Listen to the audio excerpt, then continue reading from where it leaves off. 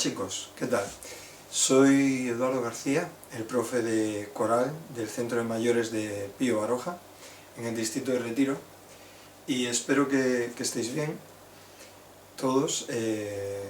Como veis, ya hemos pasado de fase, las cosas van mejor, parece que todo el mundo está más contento. Bueno, esperemos que siga así y la cosa vaya mejorando. Bueno, hoy vamos a hablar de la interpretación. Hasta ahora hemos hablado de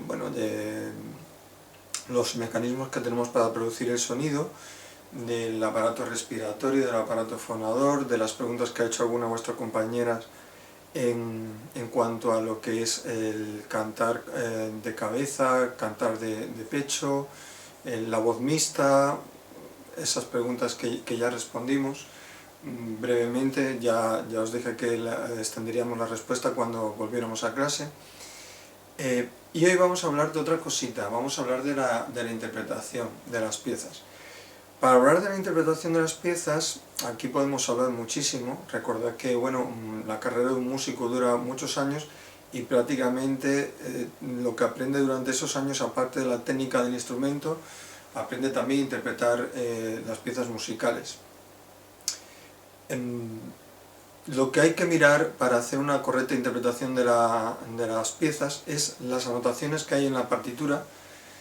Es verdad que nosotros, sabéis que en clase lo que yo suelo daros a todos son las letras, sin ningún tipo de notación musical, excepto a los que tienen algo de conocimientos musicales que me piden la partitura y a eso se las doy. No estaría mal que todos tuviéramos la partitura, aunque no la entendiéramos, para ver algunos detallitos interpretativos de las piezas. Si yo os enseño una partitura, y así lo veis, por ejemplo, esta que es de un villancico que hemos cantado, no sé si se ve bien, sí, se ve bien, ¿vale? Como veréis, una partitura de coral pues tiene las 4 voces: soprano, contralto, tenor y bajo, ¿vale? Luego la información que se refiere a lo que son las notas musicales puestas en el pentagrama, compases, tipo de compás, tipo de ritmo, las notas en sí y la letra que está escrita debajo, correspondiente a cada nota, ¿vale? Y vamos a lo que es el aspecto de la interpretación. Si os fijáis, hay una notación arriba. En este caso, si no me equivoco, pone negra igual a 100. La figurita esa es una negra igual a 100. Ahora os explico lo que significa. En otras ocasiones viene, os lo voy a enseñar. Tengo aquí todo el material en la mesa. En otras ocasiones viene un término italiano. En este caso viene ligiero. ¿Lo veis? Os voy a explicar un poquito cómo va esto. Cuando se empieza a tener constancia del canto coral, al menos escrito, es en la época ya de Renacimiento. Ahí empieza ya a haber partituras de coral. Antes había canto neumático, más o menos el siglo X, con Guido d'Arezzo, que fue la persona que se encargó de, digamos, ponerle nombre a las notas en el sistema latino, ¿vale? Do, re, mi, fa, sol, la, si. ¿Cómo hizo eso? Bueno, voy a contaros un poquito de historia. Espero que no os resulte pesado, voy a tratar de ser agradable contándolo y así también sabéis un poquito de historia de la música. ¿Qué hizo este hombre? Cogió unos cantos que había, unos versos. Imaginaros que es parecido a lo que tenemos hoy en día con la canción esta de la película de Sonrisas y Lágrimas, que hace do, estrato de marón, re selvático animal, mi de no, que cada frase empieza con el nombre de la nota, ¿no? Obviamente esta canción es moderna y lo que hace es hacer un juego con las notas. Él no, él cogió un verso que ya estaba, unos versos latinos que ya estaban escritos, y como iba haciendo la escala cada verso, iba un poquito por encima del siguiente a la hora de cantarlo, pues a la primera sílaba de cada verso correspondía con las notas, excepto a la nota do, que empezaba por ut, ¿vale? Y luego las demás empezaban por re, mi, fa, sol, y luego cogió la primera sílaba de cada uno de esos versos y de ahí salió lo que son el nombre de las notas, ¿vale? Guido d'Arezzo hizo también modificaciones en la notación musical y empezó con una cosa que se llama el canto neumático, ¿vale? Que es lo anterior a nuestra notación musical, que lo que hacía era que las notas tenían una forma cuadrada, algo así. Os lo pongo en la pizarra.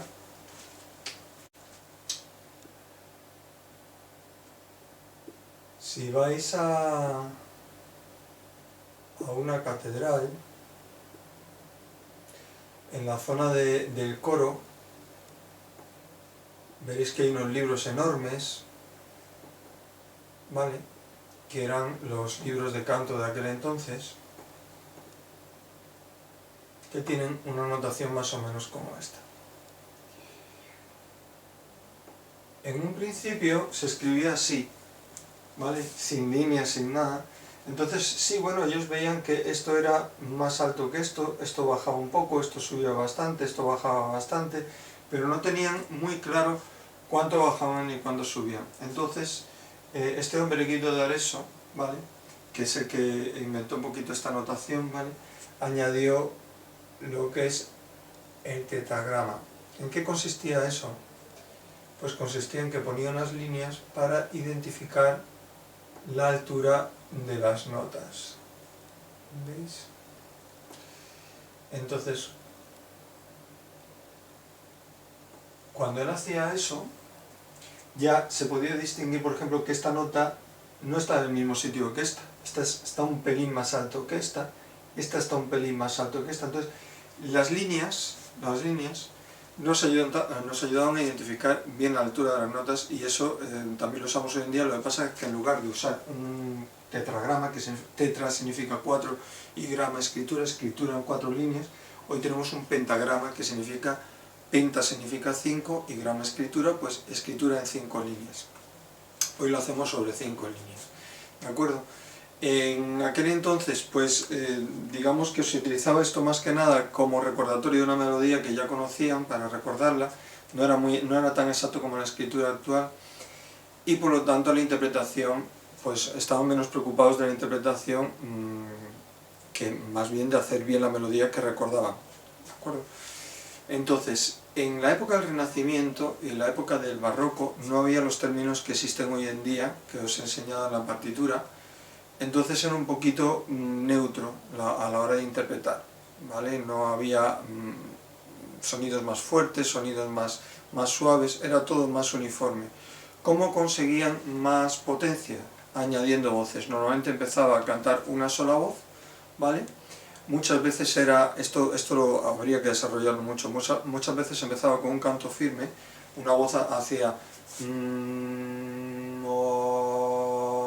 y sobre esa voz, una serie de personas mantenían esa voz, otros hacían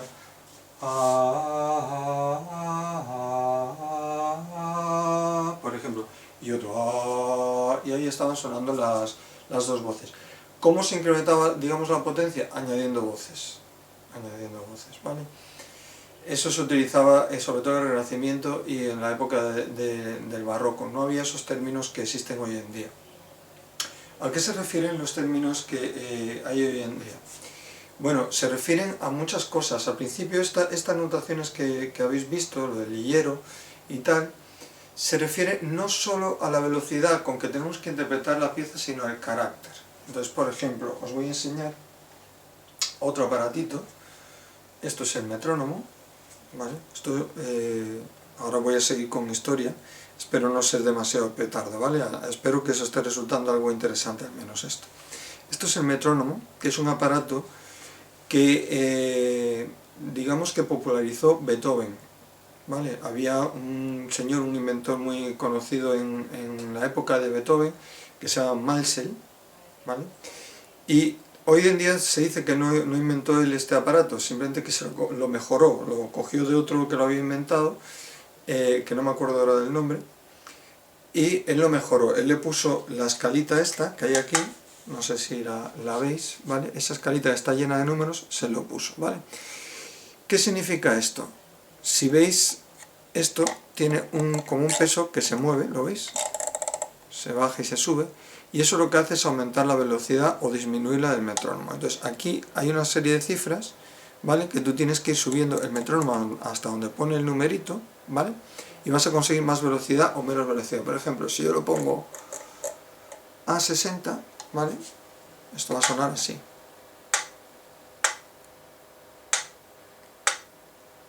¿Lo veis? Si yo bajo esto y por ejemplo lo pongo a 120, perdonad, ya va más rápido, ¿lo veis? Y si sigo bajando, pues más rápido todavía. ¿Vale?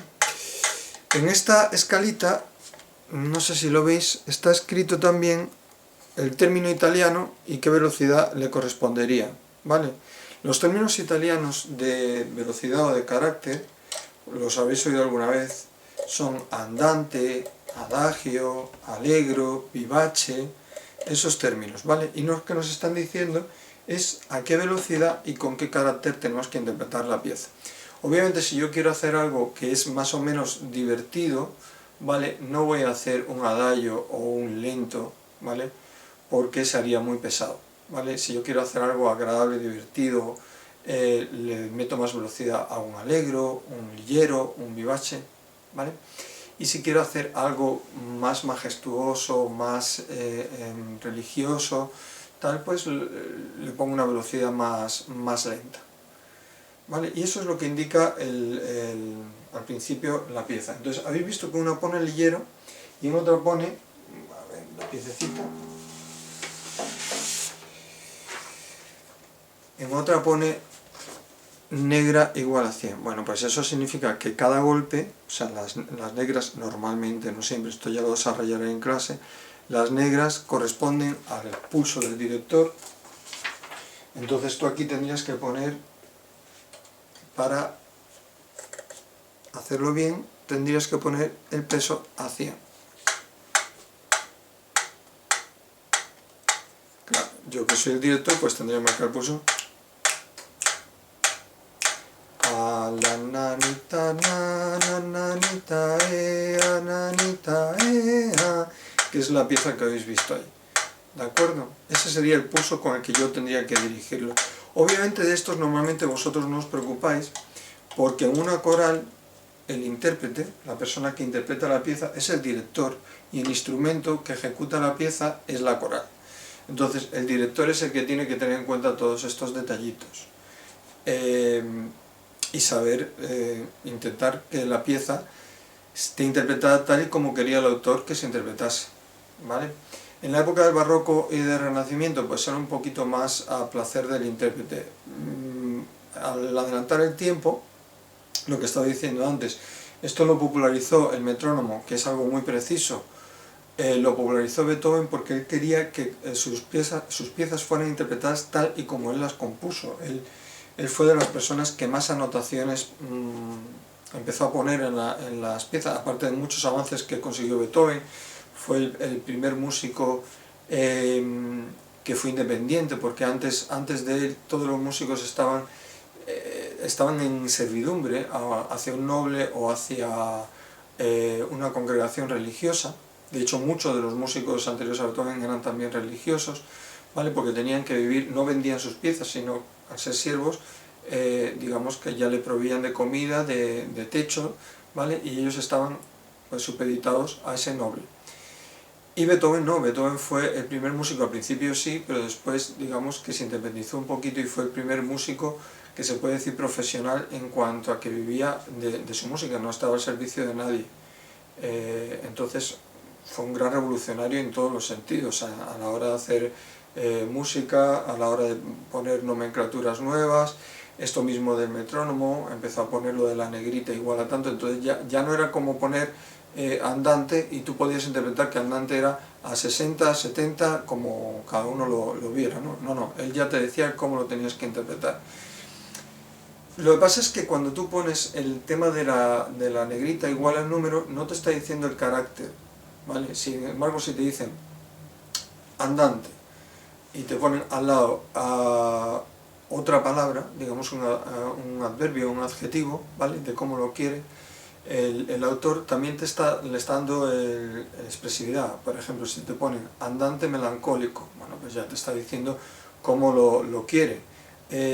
Andante jocoso, pues o lo que le ponga, el adverbio que le ponga, le da carácter a la pieza. No sé si estáis entendiendo esto, ya os digo que lo desarrollaremos más. Y bueno, nos ayuda a la hora de interpretarlo. Luego hay otra serie de valores que ahora en el siguiente vídeo seguiré explicando. ¿De acuerdo? Bueno, con esto nos vamos a despedir. Espero que sigáis bien, vosotros y vuestros familiares. Y nada, un beso para vosotras y un abrazo para los chicos. Hasta otra.